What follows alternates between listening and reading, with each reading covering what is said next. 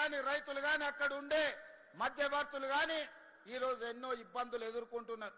6 నెలలు ఇక్కడ రాత్రి పగళ్ళు పని చేపించి డిసెంబర్ నుంచే ఈ ప్రాంతంలో కూరగాయలు పండ్లు అమ్ముకునే విధంగా ఇక్కడ పనులను ప్రారంభించాలి.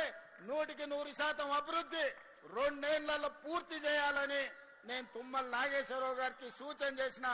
తుమ్మల గారికి వేదిక మీద నుంచి నేను మాట ఇస్తున్నా, మీకు నిధులకు ఒక్క రోజు కూడా ఆలస్యం చేయకుండా 2400 కోట్ల రూపాయలు మీకు గ్రీన్ ఛానల్లో మీకు విడుదల చేయించే పూచి నాది.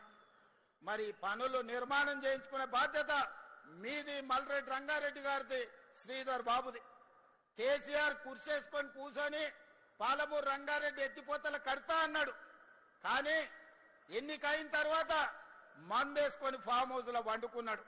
ఆయన లాక కాకుండా తుమ్మల నాగేశ్వరరావు గారికి, శ్రీధర్ బాబు గారికి మీరీడ కుర్చేసుకొని కూర్చొని ఈ ఫ్రూట్ మార్కెట్ను డిసెంబర్ లో పనులు ప్రారంభించే విధంగా మీరు అభివృద్ధి కోసం రోజుకి 24 గంటలు పనులు చేయించండి. మీకు అవసరమైన నిధులను ఏర్పాటు చేసే బాధ్యత నేను తీసుకుంటా. అదే విధంగా ఈనాడు రిజిస్ట్రేషన్ ఆఫీసులు కోట్ల రూపాయల భూముల లావాదేవీలు జరుగుతున్నాయి. ఒక్కొక్క డాక్యుమెంట్ కు 1 కోటి 2 కోట్లు ఈ రోజు రిజిస్ట్రేషన్ ఛార్జెస్ కడుతున్నారు.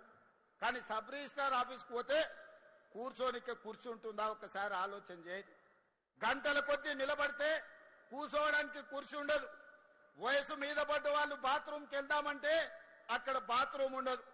ఆకలై ఛాయ్నో బిస్కెట్టో తినాలంటే అక్కడ క్యాంటీన్ ఉండదు.